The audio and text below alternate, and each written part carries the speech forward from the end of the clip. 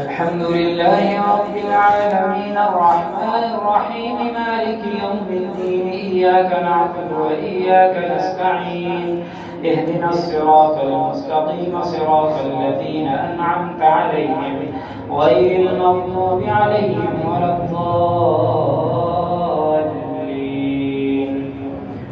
لم يكن الذين كفروا من أهل الكتاب والمشركين منفكين حتى تأتيهم البينة رسول من الله يتلو صحفا مطهرة فيها كتب قيمة وما تفرق الذين أوتوا الكتاب إلا من بعد ما جاءتهم البينة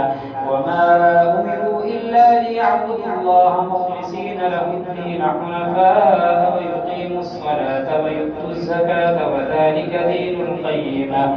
إن الذين كفروا من أهل الكتاب والمشركين في نار جهنم خالدين فيها